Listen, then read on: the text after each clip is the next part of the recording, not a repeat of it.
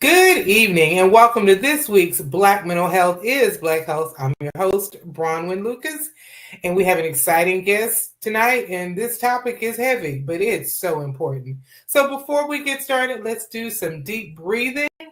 We're going to take 3 deep cleansing breaths to just decompress from the day and get your heart and mind ready to listen. So let's get started. I'll count slowly into 4 and then slowly out to 4. And I want you to breathe in just as slowly as I'm counting. So let's get started. Breathe in, 2, 3, 4, out, 2, 3, 4.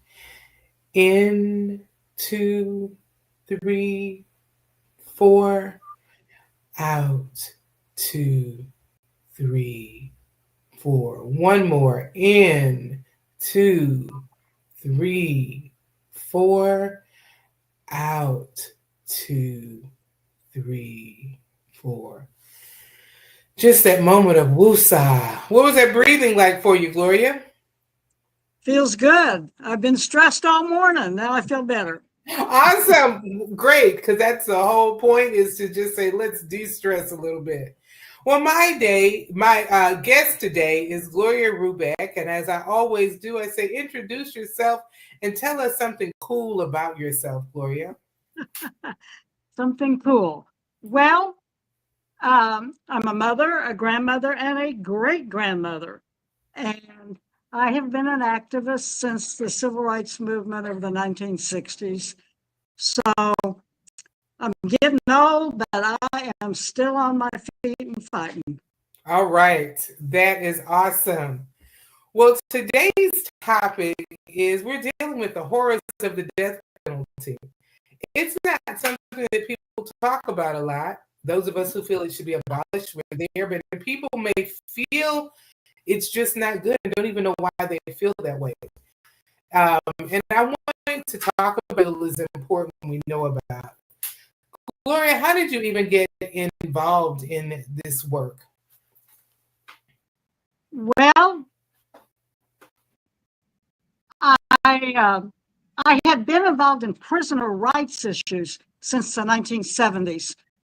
I think it began when I went with a group of people to Huntsville to protest at people and visiting people in the 70s. But when 1982 came and the first death penalty in the modern era was about to take place, at midnight, no less, some friends and I decided to drive to Huntsville. And I was working then, Bill, and I got there and I'm like, there's all these students there from Sam Houston State celebrating. And I'm like, oh my God. Then I yelled something, and Amnesty International told me, oh, this is a silent demonstration. And I'm like, oh my God, if somebody was killing me, I want somebody to be screaming from the rooftops. Well, that was 1982.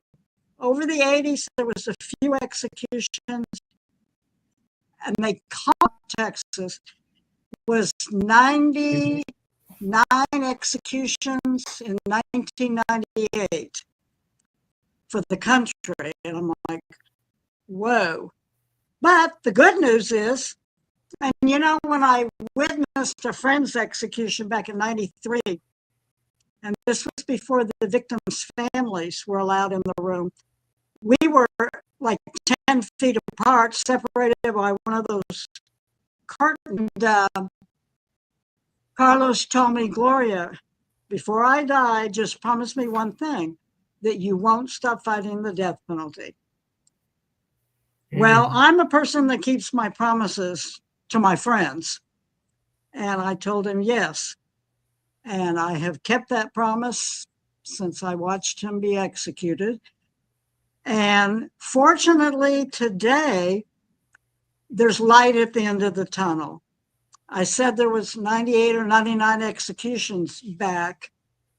I might have it backwards, in either 1998 or 99. Texas has only executed 4 people this year. So that is an things, improvement. oh, incredible improvement.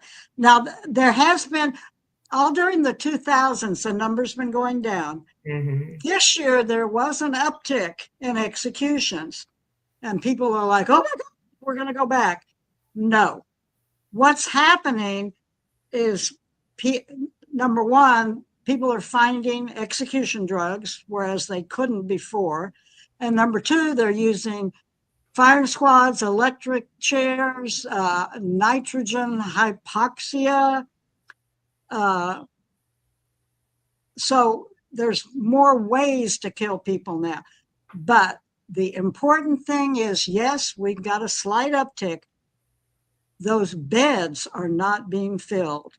Juries are not sentencing people to death row like they used to.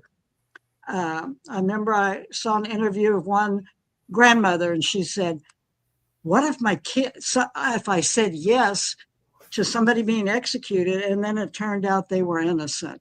What would I tell my kids or my grandkids? So execution dates are not being set like they used to. We used to have almost 500 people on death row. Now there's 171, I think. And that's because we've executed a bunch, but we're not filling those beds. At one point, wasn't Texas like in one of the number one states in executing? Am I well, wrong? It still is. Still is, okay. Not a distinction we want to have as a state, but no, we're the death penalty capital of the United States, although Florida, I think, is wanting to challenge us, but no, nobody will ever catch up with Texas. Out of the 1,600 and I think 30, maybe 1,600 executions since the death penalty was reinstated in 74 or 76, almost 600 have been here in Texas. Wow. Now, I'm not a mathematician, but 600 out of 1,600, that's a lot. That's a lot when you consider that 600 is against the whole country. So, yes, that is an amazing number of people. Things are changing. One thing that hasn't ever changed is that the death penalty is just as racist as it ever was. So tell me about that. You know, we look at that and we know that when you just look at, well, I'll give this example. Just in terms of racism, how just being arrested can be different. You know, you can think of like in certain communities, they will do these drugs, you know, cops are going through to look for people with drugs. Well, if you go through and look for something, you can find them. So if you look over here and you don't look over here, you can say that over here they're doing more drugs. Well, you're going to find them. You ignore this. And I think that's how people get involved in the system. So how does race play a part in the death penalty? Well, my favorite book on the death penalty is From the Rope to the Chair to the Needle. The death penalty is really a legacy of lynchings. And I think 35% of the people on death row are African American compared to 12% of the population. But this is what's interesting. More than 75% of the murder victims in cases resulting in an execution were white. 75 of the people killed were white, even though nationally only 50% of murder victims are white. So if you kill a white person, look out. If you're Black or Latino, you're more likely to get the death penalty. Absolutely. And, you know, for a while, the district attorney in Dallas, we discovered this when we were working on the Coalition to Free Clarence Branley. The district attorney had instructions for the juries about don't let the N-word and Italians and fat people and so on your juries. And he said, don't worry about black people killing black people. That's just misdemeanor murder. So in other words, black lives do not matter. Wow. How long ago was this? This has been a while. And of course now they're not blatant about their racism as let's see, Clarence was on death row from 80 to 90. So sometimes in the 80s we discovered this. But another interesting fact, there's been 200 people exonerated off death row because they were found innocent and they survived. Out of those 200, 100 are African American. Wow. I mean, the facts don't lie. So this is racist. And as somebody that grew up in the civil rights movement, to me, this is a civil rights issue, and we have got to get rid of it. And we're chopping at it bit by bit. We got the Supreme Court to rule mentally challenged. People with low IQs couldn't be executed. Then in 2005, we got the age of executions raised to 18. Before that, it was 14. I didn't know that. Was that nationwide or just Texas at 14 when it was 14? No, that's nationwide. These were Supreme Court rulings. Wow. And even in Texas now and around the country, people are saying it should be 21 and older because kids do stupid things. Kids do drugs. Kids act out. Kids cave into peer pressure. Let's not execute kids. Now, I mean, I don't think anybody. Kids have been executed. Say that again? Do you know how many children have been executed? Any idea? I don't know offhand, but when that ruling came out in 2005, Texas had 28 juveniles on death row that got their sentences commuted to life. Wow. And that was the highest number in the country. Of course, Texas. Yeah. So some of those people have actually gotten out on parole now because that was 20 years ago. One of my friends, Nanan Williams, who was a juvenile, he's doing life. He's still trying to prove his innocence. But anyway, little by little, and the law of parties is another issue that's gaining traction around the country. Because that is just so egregious. Would you like to explain it? You want me to? You explain the law of parties. Everyone needs to really understand. Those who have children, you need to understand how this could impact your child. So go on and explain that. Okay, and I really focus on this when I'm speaking to high school students. But the law of parties says, Bronwyn, if you and I go hang out and I'm driving and you tell me, oh, stop here, I'm going to go inside and get a soda. And then something happens to you and you decide to shoot the cashier and take the money. You and I both will wind up on death row, even though I was out in my car and didn't know. And believe me, that happens. There are dozens and dozens of people on death row under the law of parties who killed no one, didn't even know somebody was going to be killed.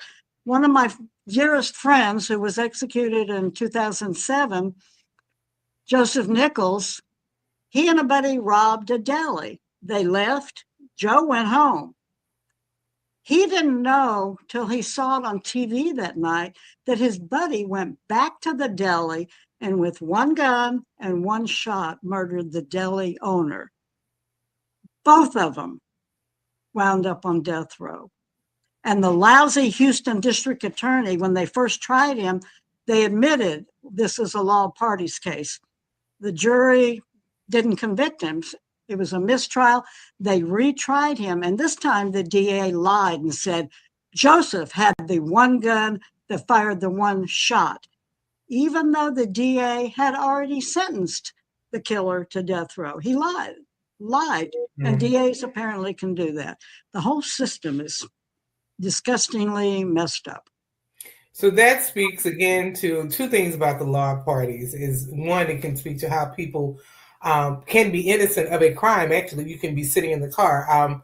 I personally know of a case. It was a friend's son, and he wasn't sentenced to death row, but because of the law of parties, he spent 10 years in jail. His mom would always tell him, "Don't get in the car with this particular group of friends." Well, he had gone. She worked late evenings, and he was trying to get home before mom got home because he was already supposed to be at home, wasn't supposed to leave. So he lets his friends. He gets in the car so his friends can take him home. They stopped and robbed a convenience store on the way to taking him home, then dropped him off. Well, when it all came out that he was in the car, he went to jail. They even testified that he had nothing to do with it. Whoa. They were all about his innocence because he really wasn't a part of it. He still went to jail and spent several years in jail. He didn't even know about it. But when they later went to pick up everybody who was in the car, the driver said he had nothing to do with it. Everybody finally said, no, he was just in the car with us, but he went to jail. So that speaks to just, innocent people being on death row for things like that, because law of parties, you may not have even known, like you said with your friend as well, you may not have even known. But I think I read somewhere that 1 in 8 people on the death row are innocent. Now, is that nationwide or Texas? Nationwide. Mm-hmm. Nationwide. For every 8 executions, 1 person is exonerated, and because they're found innocent. What kind of batting average is that? Mm-hmm. Because we will never know how many people are 6 feet under and were innocent. And I can name a bunch of them, including Gary Graham, who changed his name to Shaka Sankofa. I mean, that's one of the most famous or infamous cases, I guess. But my friend Carlos Santana, whose execution I witnessed, he and a guy robbed somebody. And unbeknownst to him, the other guy shot somebody. They were both executed. I just can't imagine what a mother goes through, even if your child is guilty and executed. But if your child is innocent, that leaves a hole in your heart that can never be filled. And I remember, what was his name? James Russell was executed under the law of parties. And we were out at his mom's place in Sugar Land after the memorial. And I was admiring her peach trees. And she said, Gloria, come out next week. We'll pick peaches and make peach cobbler. I'm like, okay. A couple of days later, she died. And I swear to God, she died of a broken heart. Mm-hmm. And I've known several mothers who have died within days or weeks of their child's execution. Especially if they're innocent. And with the law of parties, they are innocent in our minds, because if I don't even know you did it, because with the law of parties, you don't even have to be aware, like you said in that case where the person was home and the other person went back and killed them. I'm not even with you at this time. So I had nothing to do with that murder. And that's what's so unbelievable and what's so hard for people when it comes to the law of parties. One thing that I always like to mention, because they don't get a lot of attention, but there are 7 women on death row in Texas. I visit Erica Shepard, who's from Houston, and hers is a law of parties case. She was locked up. I think she was maybe 18, 19, 20 years old. I can't remember. She's now 52. Wow. And she's like, I can't take living on death row anymore. I just can't take it. I have spent, over half my life here. And I don't know. I don't want her to give up her executions, her appeals, but I think she's actually out of appeals. But it's a law parties case. It just breaks my heart when I visit her. And She's that's such been a hard one when it's a law parties case. uh-huh. And you weren't But the one that pulled the trigger. You may not have been on any planning. You may have just been there. yeah. Let's talk a little about life on death row, what that's like. Oh, And I know when we think about the mental health, like you said, she's just ready to give up. I can't do this anymore. I know one of right. the things is solitary confinement has a play in death row. Yeah. Can you tell us about that and other things about just life on death row? Well, solitary confinement is the worst thing because not only does it affect people mentally, I mean, we just had a guy hang himself last week in Mm, his cell. Um, and then they cut him down and drug him in front of the whole cell block so everybody could see him. But it's not just mental, but it's physical because if you can walk 5 steps and be at the end of your cell, and maybe you get out for recreation once every week or once every 2 weeks, physically it affects you as well. mhm, But mhm. mentally, I got a letter from a friend. He said, I don't know if I've lost my mind or not, but I now have an imaginary friend that I talk to all day. I'm like, well, if you need somebody to talk to, call me. But yeah, and this started back in 1998 when there was an escape from death row. It Mhm. was Thanksgiving night. A lot of guards had gotten off early, and Sergeant Page, that was who was in charge, he was goofing off. Who knows what the guards were doing? And 7 guys stuffed, made their bed look like it was a dummy in there. And somehow they escaped. Well, one guy actually got over the fence with all the barbed wire. His name was Martin Guruli. The other 6, they started shooting at him when they were climbing at the fence. So they dropped down and put their hands up. But because of Martin Guruli escaping, they decided that everybody on death row was going to be in solitary. And so a year later, they moved them to a new supermax that had, there's 12 buildings at the Polunsky unit, but one of them is a super segregated unit of solitary cells. They don't even have bars on their cells. They have a solid steel door. So, I mean, some guys are creative and they can slip notes under the door and somehow get them to people, but otherwise they have to scream and holler. And that's another thing that makes people crazy is listening to the screaming and hollering as well as the crying 24/7. So they're screaming and hollering to get the guards' attention. To talk to somebody, Oh, to okay. get Mhm, to get the guards' attention, or they're just screaming because they're mhm. crazy. They've lost their mind. It's never quiet. And then they wake them up at 3 o'clock in the doggone morning for breakfast. God, somebody woke me up at 3 for breakfast. Nope, couldn't do Right. it.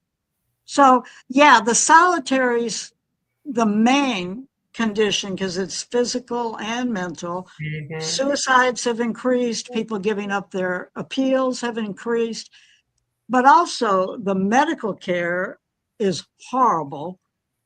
Um, a friend of mine is so excited after 6 years, he finally got glasses and he can read again. But it took me going crazy on legislators and the head of medical and whatever 6 years. And during those 6 years, he couldn't read. And at least that wasn't painful per se. But some people have dental issues that are not dealt with. When they could be with each other before 99 and 2000, they would actually pull each other's teeth, but they can't even do that anymore. That lack of medical care seems like cruel and unusual punishment to me. Yeah. It does. One of my friends, Big Lou, Luis Castro Perez, died in his cell recently because he was having a heart attack. Nobody cared. The prisoners were yelling and nobody cared. And this happens over and over. People have heart attacks, they have strokes. Oh gosh, just got a letter, information sent to me that Jeff Pribble wrote. He said he was just sitting there one day and all of a sudden his arm went into spasms and it went all the way down to his hands. He said he couldn't close his fist or open his fist the whole way. And it went on and on. And he said he sat down, it finally subsided, and he thought, okay, good. Then it started up again, worse. He didn't know if he was having a stroke or what. And he still doesn't know because they haven't told him. I sent the information to medical people I know, and they thought it probably wasn't a stroke. It might have been a pinched nerve, but who knows? Because they don't. Who knows? And no one's going to find out. And then if you don't know, that can make you crazy too. You're just wondering what is going on with me. Yes, that uncertainty. So the healthcare, the food. Oh my God. One of my friends, Spider, said, if I can't identify it, I don't eat it. I don't know what they're feeding us. And then he's diabetic. Anybody that has diabetes knows you don't eat white rice, white pasta, white potatoes, white bread. He gets that on every tray. Now, because his diabetes is out of whack, he's got stage 2 kidney disease. And he has a case of innocence. He's waiting to get off death row. But I swear they're trying to kill him before he gets off. I mean, it is such it's really an inhumane system. And there are those out there who feel like, well, it's justified. If someone's guilty, they need to die. But even if we were going to kill them, it's taking years. So you're putting them through years and years of torture, really. What I hear you describe sounds like we're putting them through years and years of torture. What would you say to someone as we get ready to wrap up? What could you say to someone who feels that the death penalty should be in place? It's justified and these are just bad people. What could you say to let them understand why it should be abolished? Okay, number one, innocent people are executed, period. Number two, it's racist as hell. We are perpetuating lynchings, and that's why our organization calls executions legal lynchings. Number three, when you kill somebody, you're killing their mom, their kids, their partners. You are affecting a whole bunch of people. So this thing about, well, if you do the crime, you do the time. No, our prisons are torture. The United Nations says more than 2 weeks in solitary is a torture. Men on death row have been in solitary 25 years. So even if they get out, let's say you were innocent and you were there for 20 years in solitary, your ability to function in society is greatly diminished. And you want them living next door to you? No. Yeah. And that's it. We create a person who isn't fit, so to speak, to reintegrate into society. Exactly. Exactly. Well, Gloria, thank you for coming on today. I wanted to shed light to the death penalty because it's real. It's in the back of people's mind. We don't know enough about it. And as the show says, Black mental health is Black health. Everything impacts our mental health. And so we try to bring light to different things. So thank you so much for coming on and shedding light that this is an ugly situation. Thanks for having me. I am Bronwyn, the Black Couch Therapist, and I'm here to help you become a better you. Keep tuning in, learning more, and making a difference.